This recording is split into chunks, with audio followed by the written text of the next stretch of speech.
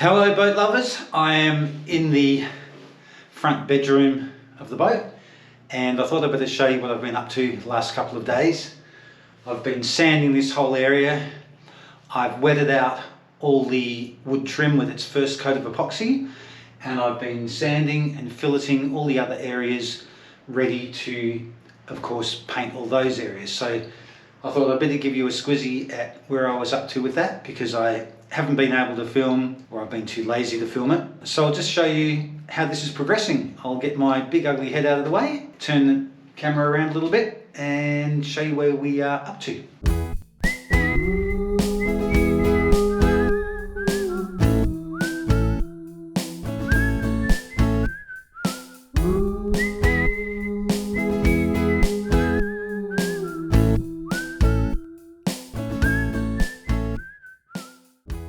Hello boat lovers, welcome aboard. I'm Steve and I'm single-handedly building Dragonfly. She's a 53 foot or 16.2 metre flat bottom wooden riverboat. She includes twin outboards, aft cabin, galley, a saloon, wheelhouse, separate head and shower and a centerline queen double up front. She's specifically designed for the sheltered and inland waters of the River Murray here in South Australia. Join us each week to watch the mayhem and madness of one man and his rescue dog building a massive 53 foot flat bottom wooden riverboat.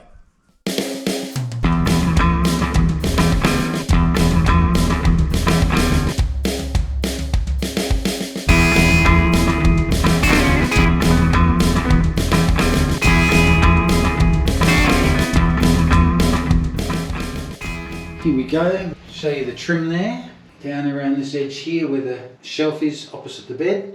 Come around to the little cabinet, sorry about all the shadows, it's pretty tricky in here. And I can get these lights to face up, and looking up, you should be able to see some of these beams.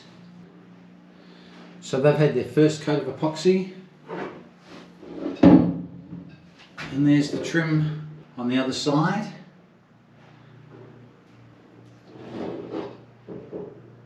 I'll try and get a steady hand here with a little bit of camera work.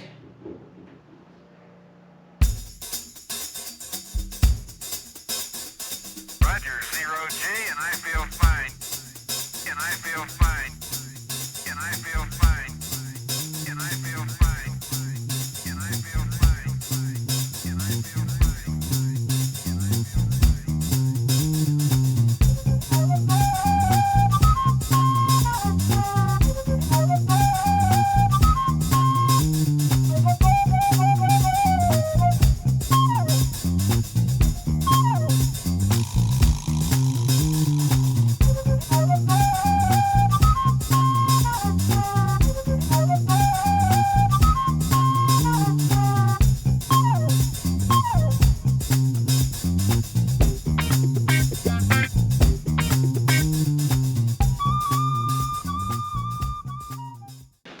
Good morning boat lovers, back in the boat shed again this morning. From the last footage you can probably see that I was sanding all those fillets in the bedroom and the toilet bathroom area. So I've got most of that sanded now, but I have to do a little extra bit of trim in some areas. I'll show you where that is as we whiz down. Here we go. Just walking down in between toilet there, shower there, down into the bedroom. Well, actually, as we go down, okay, hopefully you can see this. So I put this extra bit of trim here and also this piece across here, but although it's not strictly required, I'm going to put a piece of trim across here as well, just to match, so as this piece looks like it continues all the way around. But because this is curved, I wanted to do it in one piece, so I've tried to steam bend a little piece of this trim without cutting it into strips or anything. So I made a little jig last night and I think I've been successful in that. So I managed to steam bend it around enough, but I'm hoping that when I take the clamps off, it doesn't spring back too much and I'll be able to glue it in place. So I'll take you to the workbench and show you the piece of trim clamped into place, and we'll take the clamps off and see how much spring back we get. Alrighty, here we go.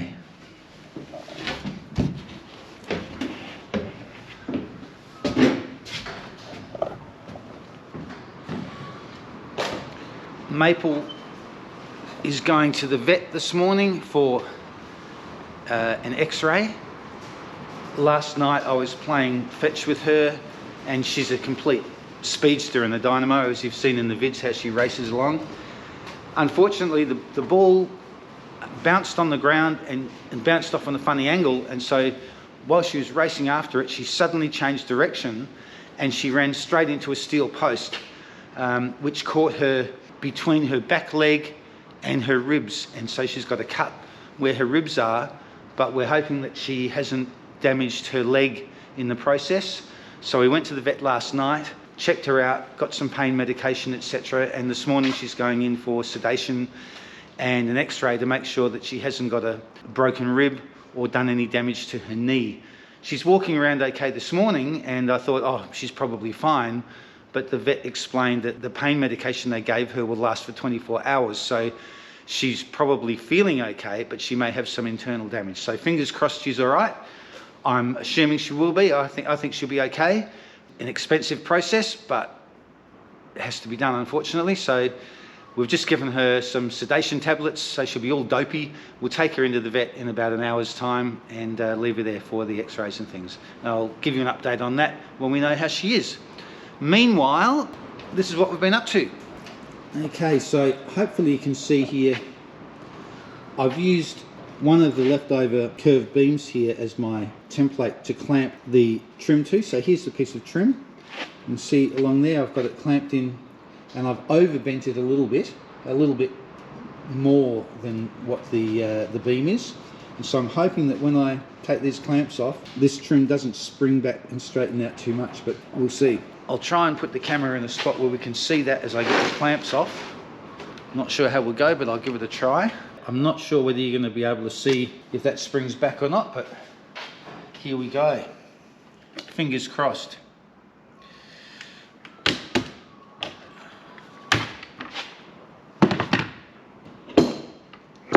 I'm sure there'll be a little bit of spring back, but I'm hoping it's not too much.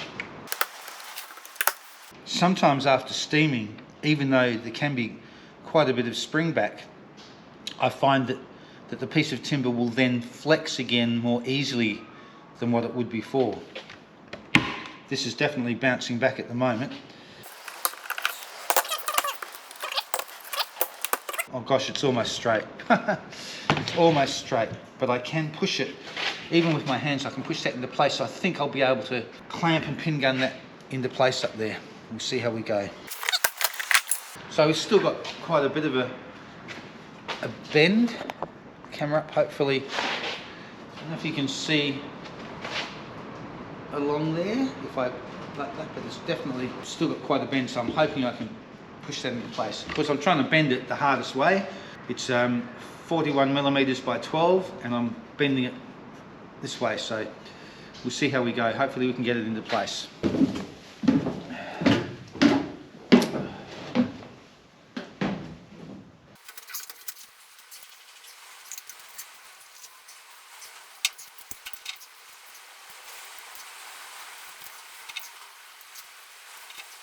I hope this will pull into place. I have my doubts, but I'm going to give it a try.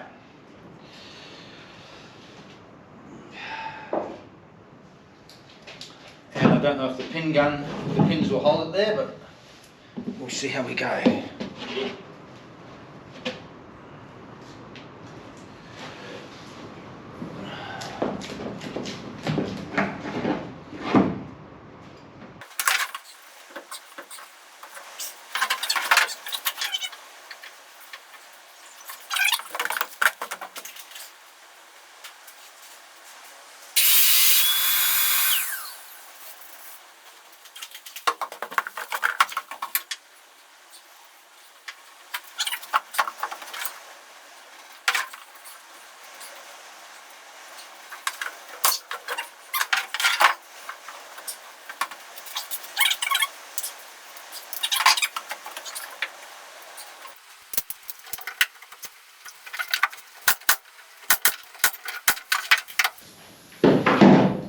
well, to my surprise,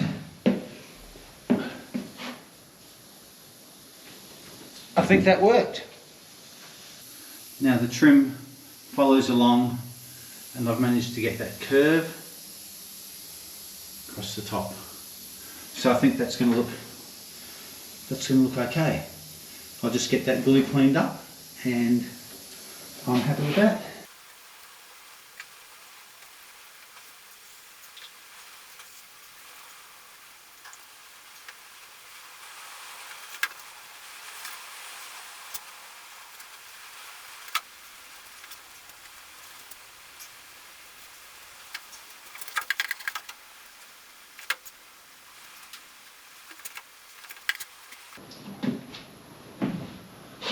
I really wasn't sure that was going to pull around into place, but as I say, after steaming that piece of timber last night, even though it sprung most of the way back, it still had some flex to it. So the steaming obviously does something to the grain of the timber, because I've had that with other pieces where they spring back and they look like they're straight again, but then they bend around reasonably easily. So anyway, that one, big success. And I think that really finishes that off nicely, because all the background will be white, or antique white USA I think the colour is that I'm doing all of this, and highlighted with all the varnish woodwork trim. So this will be a little feature here along with the beams, and everything else will be white. Should look lovely. Anyway, almost time for me to get Maple to the vet. Just wanted to get this job done first. She's had her sedation tablet, so by now she should be pretty dopey, and we'll get her into the vet. Alright folks, after that I'll come back and get on with a bit more sanding and filling.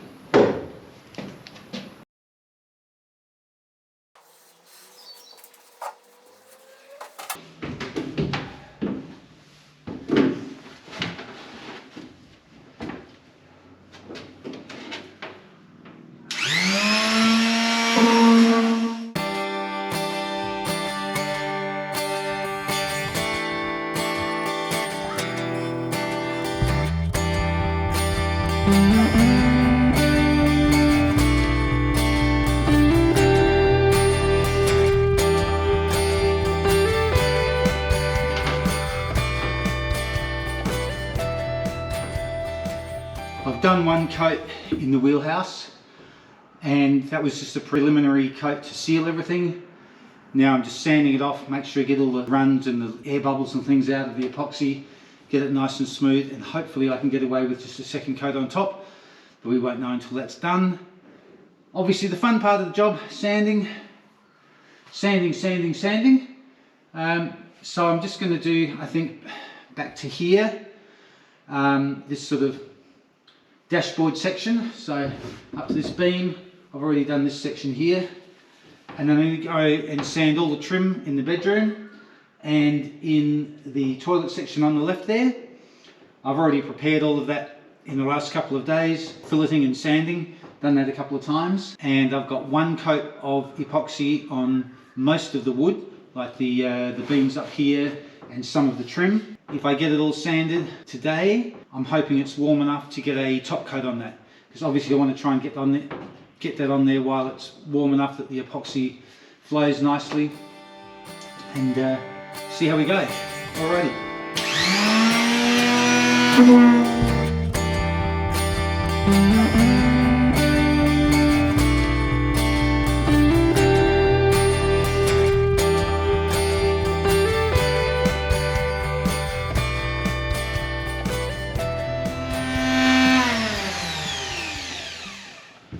I bought this cheap little Azito sander for about $34, and at first I didn't like it because it vibrates so fast, but I have to say it's actually not bad, and it's got its own little dust container there. It's definitely saving some elbow grease.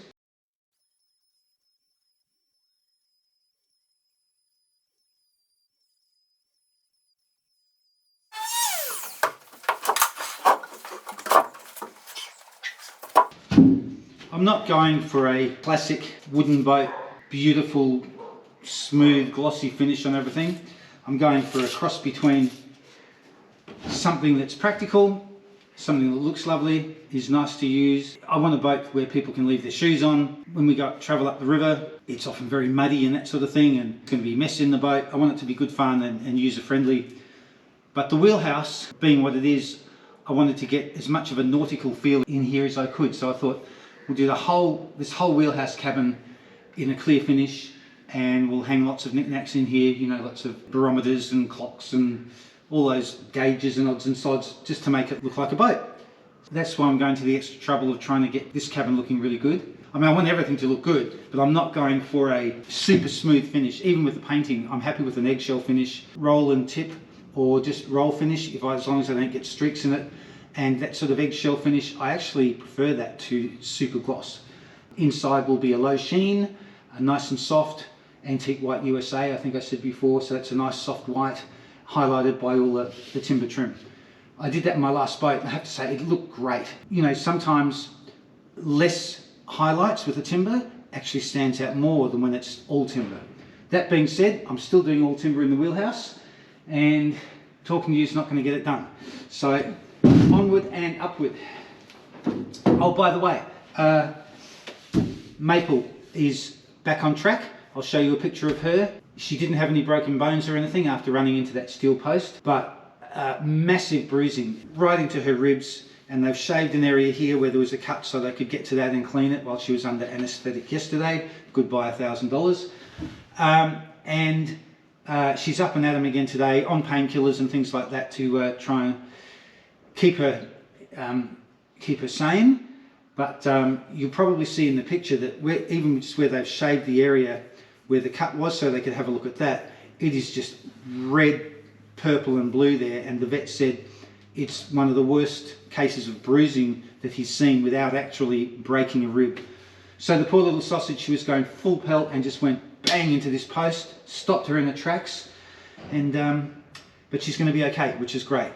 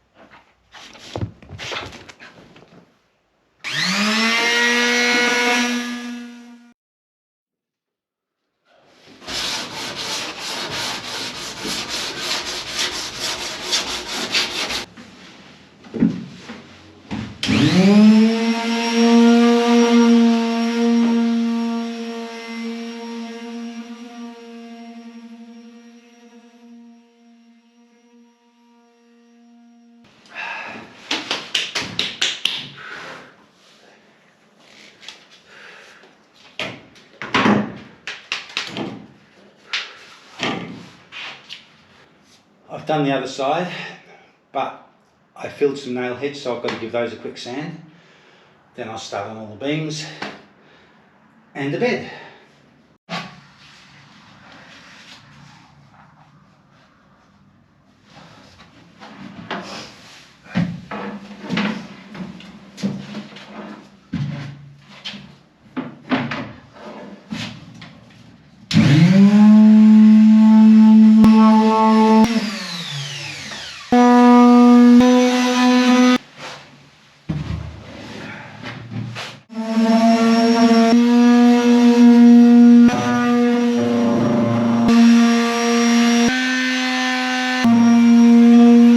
Well, that is hard, as sanding always is, and when you've got a nice shiny coat of epoxy on there, feels like you're going backwards, or it does to me when I sand it and take all the shine off, and then it looks all dull again.